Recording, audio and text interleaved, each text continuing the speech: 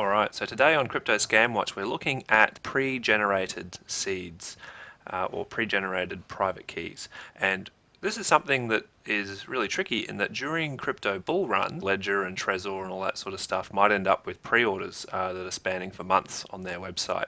It can be easy in situations like that to get one from a third-party store or to try and pick one up second hand. And during these crazy markets might also be times where someone may give you a wallet, maybe a hardware wallet, along with some crypto on it as a gift, or maybe they'll give you a printed card that's also a paper wallet or something like that. So this scam can come in many forms, and one of the really common scenarios is someone will package up legitimate hardware like a ledger or a Trezor or a Keepkey with some extra helpful getting started information. And there's a good example of that. There's a few of them on Reddit that have come up over the years. And this is some cards that were packaged with ledger wallets. They're made to look legitimate. So this is a thing here, extra instructions that has a PIN code for the thing. It even encourages people to change the PIN number when they get it. So, stuff to make you feel as though it's secure.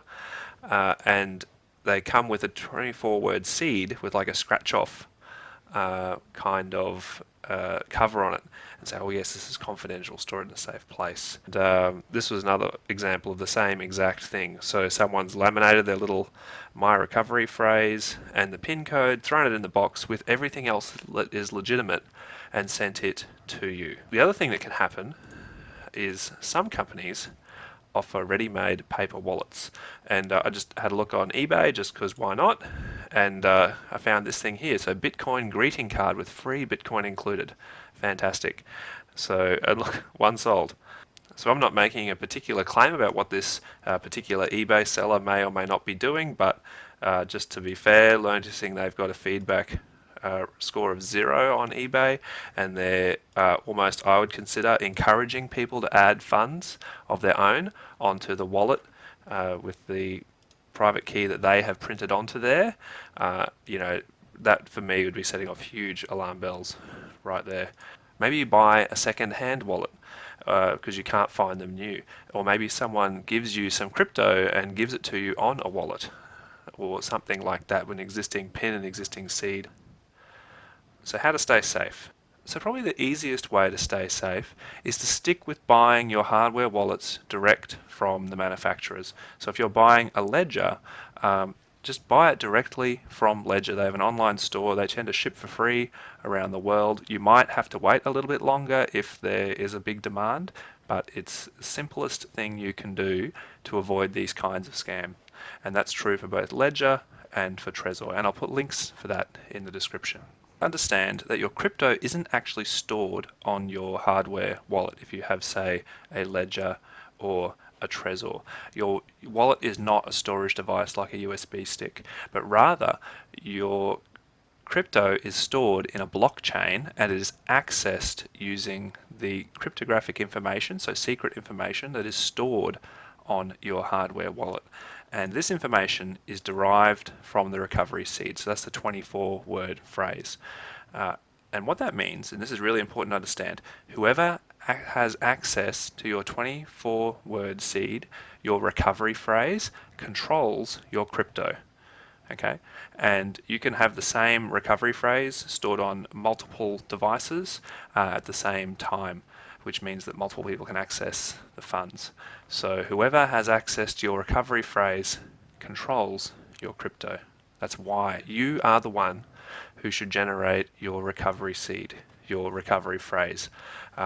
Your wallet will do this for you in a cryptographically safe way. Understand that for someone to have printed a private key or a recovery phrase or any of these things means that they could still have it.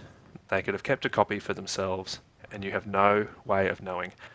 Understand that someone giving you a pre-initialized device, they may not even intentionally be trying to scam you. They may just be careless with the way that they store the private key that they've generated or the recovery phrase that they've generated. They may accidentally reveal it to someone else. They may just leave it lying around at their house. They may store it insecurely on their computer.